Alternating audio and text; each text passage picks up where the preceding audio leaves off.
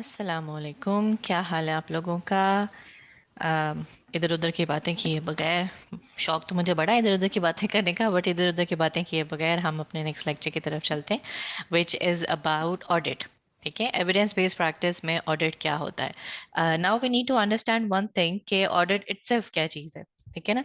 Audit क्या होता है कि आपने नॉर्मली भी सुना होगा बहुत सारी चीज़ों में कि ऑडिट हो रहा है आजकल, फला बैंकों का ऑडिट हो रहा है या किसी ऑर्गेनाइजेशन का ऑडिट हो रहा है। बेसिकली एक एवेलुएशन होती है टू चेक के जो काम करना चाहिए क्या वो सही तरीके से या उन स्टैंडर्ड्स के अकॉर्डिंग हो रहा है या नहीं हो रहा है। इसी तरह एविडेंस बेस्ड प्रैक्टिस में भी ऑडिट होता है। ऑडिट किस चीज़ का होता है? बेसिकली आपकी क्लिनिकल प्रैक्टिसेस का। एक और हॉस्पिटल का ऑडिट है, तो हॉस्पिटल में किस तरह की सर्विसेज प्रोवाइड की जा रही हैं, उनका क्या रिजल्ट आ रहा है, क्या तरीका कार्य करने का, उसको हम कहते हैं ऑडिट। इन अदर वर्ड्स हम इसको एवेलुएशन भी कह सकते हैं। ऑडिट क्या है? An official inspection of an organisation accounts typically by an independent body. ठीक है, नॉर्मली जो ऑडिट हम सुनते हैं ना वो होता है अकाउंट्स का, फाइनेंशियल ऑडिट्स होते हैं। लेकिन अब चूंकि हॉस्पिटल, अब हर तरह की फैसिलिटी पे डिपेंड करता है। एक हॉस्पिटल क्लिनिकल सर्विसेज दे रहा है तो उसके अकाउंट्स का ऑडिट होगा, वो फाइनेंशियल ऑडिट एक अलग चीज है। लेकिन अगर उसके क्लिनिकल सर्विसेज का ऑडिट होगा तो फिर इसका मतलब उसकी जो क्लिनिकल प्रैक्टिस है उसका ऑडिट हो रहा है। ठीक है, क्लिनिकल ऑडिट क्या है? It is a way to find out if the health care is being provided in line with the standard. सिर्फ ये क्लिनिकल ऑडिट क्या है? एक तरीका है ये चेक करने का कि जो स्टैंडर्ड्स हैं उसके अकॉर्डिंग क्लिनिकल हेल्थ केयर जो है वो दी जा रही है या नहीं दी जा रही। और उसके अलावा and let care providers and patients know whether their service is doing well. ठीक है, और उसके बाद हेल्थ केयर प्रोवाइडर्स को या पेशेंट्स को बताया जाता है कि हेल्थ केयर प्रोवाइडर्स को ये बताया जाता है कि आपकी जो सर्विसेज हैं क्या उनसे फायदा हो रहा है या नहीं हो रहा और कहाँ पे इम्प्रूवमेंट की जा सकती है। ठीक है, audit most of the times outside body होती है जो करती है। हम खुद, अगर मैं अपना क्लिनिक रन कर रही हूँ फिजियोथेरेपी का, तो मेरा ऑडिट मैं खुद नहीं करूंगी, मेरा ऑडिट समवन फ्रॉम आउटसाइड, ताकि बायस ना हो कोई। Having asked a clinical question, sought out and critically appraised the evidence and implemented the evidence-based practice। ठीक है, आपने क्लिनिकल क्वेश्चन भी बना लिया, आपने एविडेंस ढूंढ लिया, उसको एविडेंस को चेक कर लिया कि वो ठीक है या नहीं है, और उसके बाद आपने क्लिनिकल प्रैक्टिस भी कर ली अकॉर्डिंग टू दैट एविडेंस। ठीक है, it is constructive to reflect on whether the process was carried out well. कि ये कंस्ट्रक्टिव है, ये चेक करना कि क्या जो मैंने प्रोसेस किया था वो ठीक था या नहीं था, और क्या उससे पेशेंट को बेस्ट आउटकम मिला है या नहीं मिला। इस सारी चीज को, ये जो हमने रिफ्लेक्टिव थिंकिंग में भी पढ़ी थी, ये सारी चीज जो है, वो तो था ना सिर्फ थिंकिंग कि प्रैक्टिशनर खुद सोचे। अब ये ऑर्गेनाइजेशन को बाहर से लोग आ रहे हैं जो एवेलुएट करेंगे, इसको कहते हैं एवेलुएशन, या इन अदर वर्ड्स हम कहते हैं ऑडिट।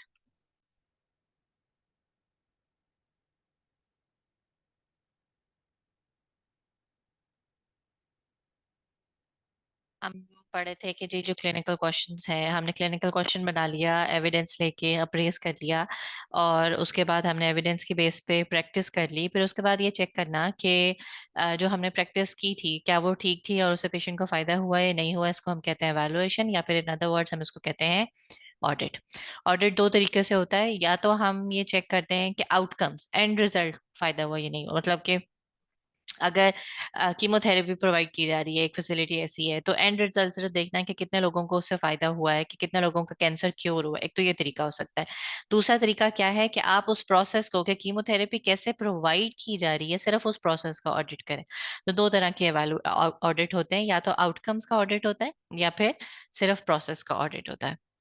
सो प्रोसेस मेजर्स हैं कि अगर आप सिर्फ ये चेक करें कि जो प्रोटोकॉल है क्या उसके अकॉर्डिंग हो रहा है या नहीं हो रहा।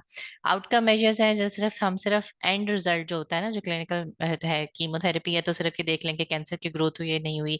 अगर हाइपरटेंशन का कोई ट्रीटमेंट दिया जा रहा है तो सिर्फ एंड रिजल्ट देख लें कि हाइपरटेंशन लोगों का क्योर हो रहा है या नहीं हो रहा, मतलब कि कोई लैब टेस्ट या कोई वाइटल साइन वगैरह।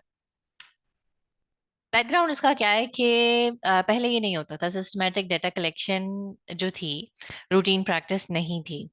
तो बेसिकली क्या होता था, पेशेंट्स आते थे, वो सर्विसेज बता देते थे कि इससे फर्क पड़ा है या नहीं पड़ा, या फर्क पड़ा है तो पेशेंट्स आ जाएंगे, फर्क नहीं पड़ा तो पेशेंट्स दोबारा नहीं आएंगे आपके पास।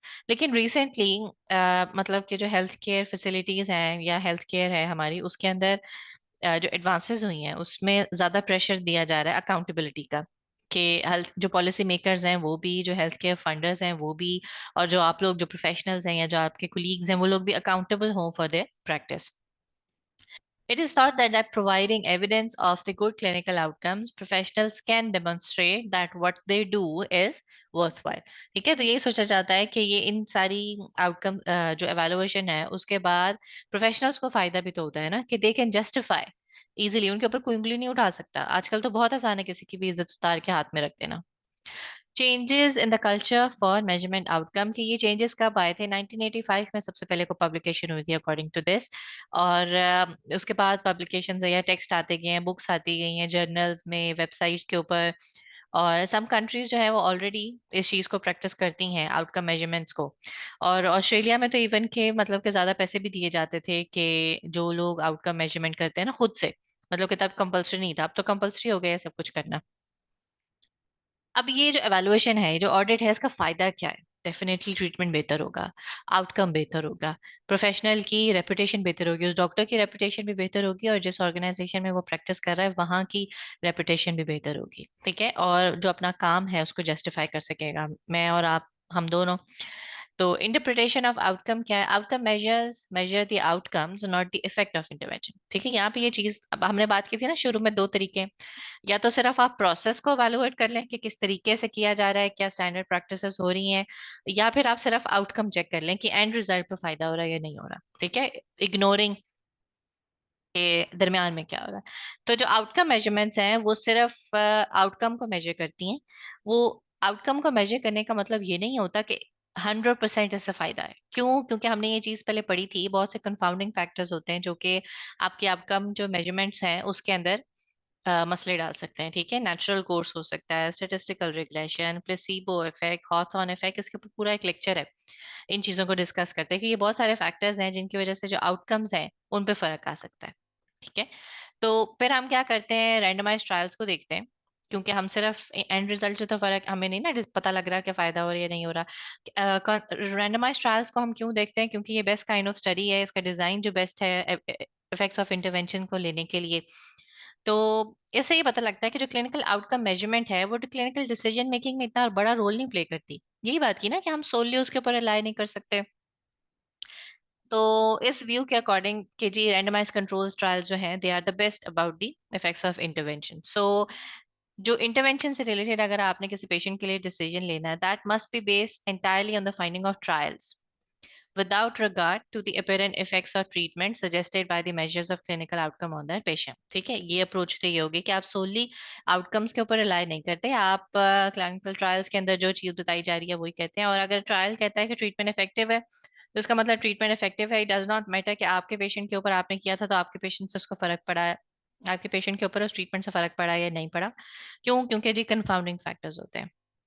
और रीजन यही है कि जो ट्रायल्स हैं वो बेस्ट ट्रीटमेंट जो है वो बेस्ट ऑप्शंस जो है वो देते हैं, रिसर्च ये कह रही है। ठीक है, और आपका जो पेशेंट है हो सकता है वो अनलकी हो, उन कुछ लोगों में से हो जिनके ऊपर उस ट्रीटमेंट से फर्क नहीं पड़ा, या उसके और his clinical outcome might have been worst still without ये भी हो सकता है कि अगर आप उसको ये ट्रीटमेंट ना देते तो उसकी हालत और ज्यादा खराब होती। तो अगर फर्क नहीं पड़ा तो स्टिल वी कैन से कि जो इंटरवेंशन थी उससे समहाउ फायदेमंद है। दूसरी अप्रोच ये है कि आपने असेसमेंट लेते हैं आउटकम्स की इन दी एंड, और फिर आप डिसाइड करते हैं कि उससे फायदा हुआ या नहीं हुआ, और फिर आप फर्दर आप उसको ट्रीटमेंट को कंटिन्यू करते हैं। ठीक है, इसको कहते हैं एम्पिरिकल अप्रोच, कि आप तब तक करते हैं जब तक उसको प्रॉब्लम सॉल्व नहीं होती। अदरवाइज आप क्या करते हैं, मॉडिफिकेशन, या तो वो ट्रीटमेंट छोड़ देते हैं या उसकी जगह कुछ और करते हैं या उस ट्रीटमेंट को मॉडिफाई करते हैं। तो ये है क्या, इसमें क्लिनिकल डिसीजन मेकिंग आ रही है इंटरवेंशन के ऊपर। ठीक है, अब इस अप्रोच के अपने फायदे हैं कि ये एविडेंस बेस्ड प्रैक्टिस नहीं है। आप सिर्फ ये देखते हैं फायदा होता है तो ठीक है, नहीं फायदा होता तो कुछ चेंज कर दो। और सम टाइम्स इंफॉर्मेशन जो है that is very hard to interpret. अगर हम क्लिनिकल डिसीजंस को बेस करें सिर्फ और सिर्फ क्वालिटी क्लिनिकल रिसर्च के ऊपर, जो क्लिनिकल आउटकम्स की मेजरमेंट है उसका रोल नहीं होता। ठीक है, मतलब कि दो कंडीशंस क्रिएट होगी ना, या तो आप सिर्फ आउटकम चेक करें या आप सिर्फ ये चेक करें कि जो रिसर्च बता रही थी उससे फायदा होता है या नहीं होता। तो फिर हम क्या करें?